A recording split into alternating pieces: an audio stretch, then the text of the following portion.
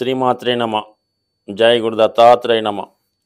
ఈ వీడియోలో మనం డిసెంబర్ 1వ తారీఖు నుంచి 15వ తారీఖు మధ్యలో జరగబోయే పక్షఫలాలు కర్కాటక రాశి వారికి ఏ విధంగా ఉండబోతున్నాయి అని పరిశీలించినప్పుడు, మరి కర్కాటక రాశి వారికి ఇంచుమించుగా ఈ పక్షమంతా కూడా రాశి అందే కుజుడు రుజ మార్గంలో ప్రయాణించడం జరుగుతుంది.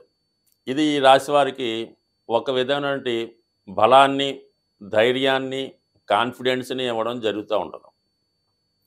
అయితే ఈ రాశి వారికి సప్తమ స్థానంలో శుక్రగ్రహ సంచారం, ఇది అటు చతుర్థ లాభాధిపతిగా సప్తమ స్థానంలో సంచరించడం అన్నది జాతకుడికి ఈ వారంలో ఎవరో ఒకరు ప్రయాణంలో కానీ, ఏదైనా ఒక శుభకార్యంలో అటెండ్ అయినప్పుడు కానీ, లేదంటే గతంలో మీకు స్నేహితులుగా ఉన్నవారు ఈ సమయంలో మీకు పరిచయం అవడం జరుగుతూ ఉంటుంది. సో వాళ్ళ యొక్క సహకారంతో మీరు వృత్తిలో అభివృద్ధి చెందడం కానీ, లేదా వారితో కలిసి ఏదైనా ఒక వ్యాపారం ప్రారంభించడం కానీ, కన్సల్టేషన్ లాంటి చేయడం కానీ, మొత్తం మీద వారి సహకారంతో కొత్తగా మీ యొక్క జీవితాన్ని అభివృద్ధి చేసుకునే ప్రయత్నం జరుగుతూ ఉంటుంది. సో అయితే మరి రాశిలో ఉన్నటువంటి కుజుడు బలహీన స్థితిలో, నీచ స్థితిలో ఉండడం వల్ల జాతకుడు కొన్ని అనవసరమైన ఆలోచనలు రావడం జరుగుతూ ఉంటుంది. అంటే అది కొంతవరకు నీచ స్థితి కాబట్టి అక్కడ శని ప్రవేశించినట్టు జాతకుడు బిహేవ్ చేస్తూ ఉంటాడు. అంటే వీళ్ళకి ఎవరైనా ఉపకారం చేద్దామని వస్తే వాళ్ళని వేరే విధంగా అనుకొని వేరే దృష్టితో చూడటం వల్ల అపోహపడే అవకాశం ఉంది. అంటే తనకు బాగా మంచి చేద్దాం అనుకున్న వాళ్ళని చెడ్డవారుగా భావించడం, వీడికి చెడు చేద్దామని వచ్చిన వాళ్ళని మంచిగా భావించడం జరిగే అవకాశం ఉంది. సో అలాగే ఈ రాశివారు చాలా వరకు పరిచయం లేని వారితో, అంటే ముఖ్యంగా మేల్స్ అయితే ఫిమేల్స్ అయితే మెయిల్స్తో ఏదన్నా ఆన్లైనో, ఫేస్బుక్కో ప్రయాణంలో పరిచయం అయినప్పుడు వాళ్ళు మిమ్మల్ని ఏదో విధంగా బ్లాక్మెయిల్ చేసి మిమ్మల్ని ధనం కోసం ఇబ్బంది పెట్టడం కానీ, మిమ్మల్ని భయపెట్టడం కానీ, బెదిరించడం కానీ జరగవచ్చు. సాధారణంగా ఏదైనా ధనం కోసమేగా. అందువల్ల సాధారణంగా ఈ కర్కాటక రాశి వారు మరి ఎవరితో అన్నా పరిచయం పెంచుకున్నా, ఫోన్లో మాట్లాడినా, ముఖ్యంగా వాట్సాప్ కాల్ చేసినా ఏదో విధంగా బ్లాక్మెయిల్కు ఇరుకోవచ్చు.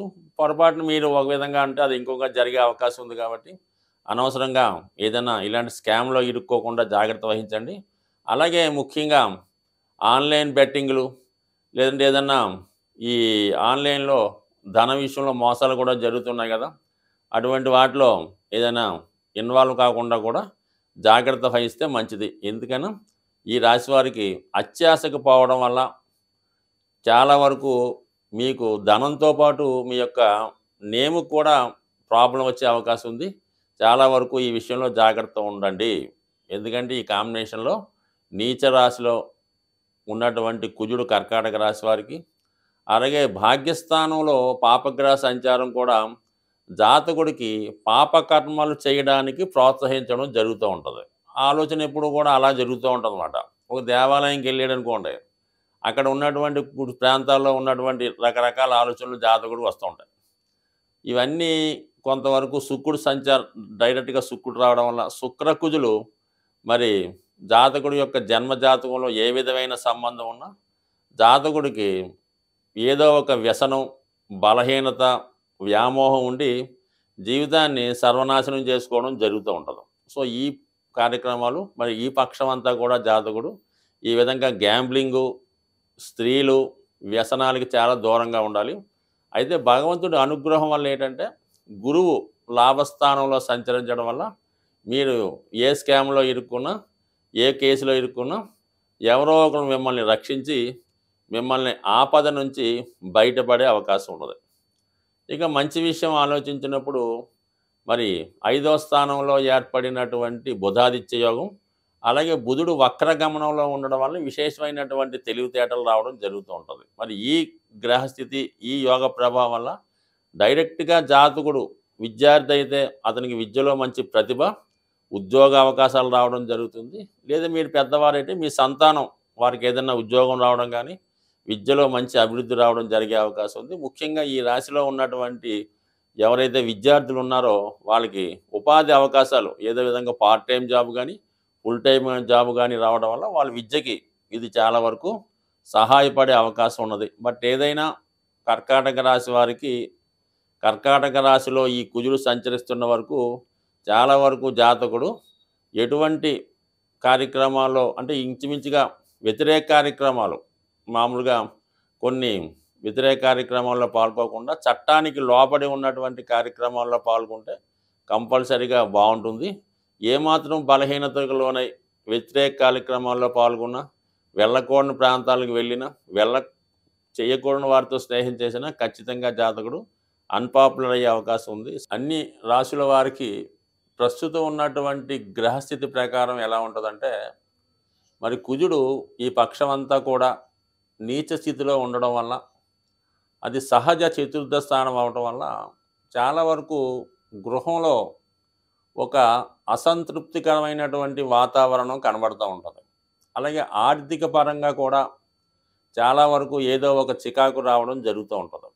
ఒక స్థిరాస్తి కొందామన్నా, ఇంట్లోకి విలువైన వస్తువులు సమకూర్చాలన్నా, గోల్డ్ మొదలగు వస్తువులు కావాలన్నా కూడా ఎక్కువగా ఫైనాన్షియల్గా ఇబ్బంది పడడం జరుగుతూ ఉంది. అలాగే ఏంటంటే కుజుడు వీక్గా ఉన్నప్పుడు భార్యాభర్తల మధ్య కలహాలు, అలాగే తండ్రి కొడుకుల మధ్య విభేదాలు లాంటి కామన్గా జరుగుతుంటాయి అన్నమాట. అంటే కోపాలు ఎక్కువ అవుతుంటాయి. చిన్నదానికి పెద్దదానికి ప్రతిదానికి విసుక్కోవడం జరుగుతూ ఉంటుంది. ఇది అన్ని రాశుల వారికి వర్తిస్తూ ఉంటుంది అన్నమాట. అంటే సహజంగా కుజుడు వీటికి కారణమవుతుంటాడు. అలాగే శుక్రుడు కుజుడు యొక్క సమసప్తక స్థితి జాతకుడు కొన్ని బలహీనతలకు లోనై ఏదో ఒక వ్యసనానికి మనీని ఎక్కువ ఖర్చు పెట్టడం జరుగుతూ ఉంటుంది. సో ఇటువంటి వాటి నుంచి బయటపడడానికి కూడా ప్రతి నెలలో కూడా ఏదో ఒక పండగ లాంటిది, ఒక ఈ దోష నివారణకి కొన్ని పుణ్య పర్వదినాలు వస్తూ జరుగుతుంటాయి. మరి ఈ నెలలో వస్తున్నటువంటి సుబ్రహ్మణ్య స్వామి షష్ఠి 7వ తారీఖు డిసెంబర్ తారీఖున కంపల్సరిగా ప్రతి ఒక్కరూ కూడా విధి విధానంగా సుబ్రహ్మణ్య స్వామి వారిని దర్శించి, వీలైతే ఆ రోజు ఉపవాసం ఉండి ఏదైనా సుబ్రహ్మణ్య క్షేత్రాన్ని కానీ, దగ్గరలో ఉన్నటువంటి శివాలయాన్ని కానీ దర్శించి విధి విధానంగా స్వామికి వీలైతే పంచామృతాలతో, అంటే ఎక్కువగా తేనె, చెరుకు రసం, బెల్లం పానకం, చలిమిడి మొదలగు వాటిలో అభిషేకం నైవేద్యాలు పెట్టి పూజించడం వల్ల, అలాగే గర్భానికి సంబంధించినటువంటి ఇబ్బందులతో మరి స్త్రీలకు ఎక్కువగా సంతానం కలగకపోవడం, కలిగిన సంతానం చాలా బలహీనంగా ఉండడం, అలాగే వివాహంలో సమస్యలు, ఇవన్నీ కూడా ఒక విధమైనటువంటి సర్పదోషం ద్వారా జాతకులకి ఏర్పడడం జరుగుతూ ఉంటుంది. అందువలన ఏ రాశిలో జన్మించిన స్త్రీలైనా కంపల్సరీగా వివాహపరమైన సమస్యలు ఉంటే, అలాగే పిల్లలకు కలగకపోయినా, పిల్లలకి అభివృద్ధి లేకపోయినా ఈ సుబ్రహ్మణ్య షష్ఠి రోజు ఏదైనా ఒక సుబ్రహ్మణ్య క్షేత్రంలో దర్శించి విధి విధానంగా, అంటే ఏదైనా ఒక పర్వదినం రోజు పూజ చేసుకోవడం వల్ల ఆ విశేషమైన ఫలితం రావడం జరుగుతూ ఉంటుంది. ఉదాహరణకి మాస శివరాత్రి రోజు శివుడికి అభిషేకం చేసుకుంటే నెల మొత్తం మీరు అభిషేకం చేసే పుణ్యఫలం దక్కుతుంది. మహాశివరాత్రి ఒక్కరోజు శివుడికి అర్చించుకొని అభిషేకం చేస్తే సంవత్సరం మొత్తం ఫలితం వస్తుంటుంది. అలాగే సుబ్రహ్మణ్య షష్ఠి రోజు సుబ్రహ్మణ్య స్వామిని పూజించడం వల్ల కంపల్సరీగా మీకు అటు వివాహ సమస్యలు, గృహ సమస్యలు సాల్వ్ అయి సుఖ సంతోషాలతో ఉంటారని ఆశిస్తూ స్వస్తి.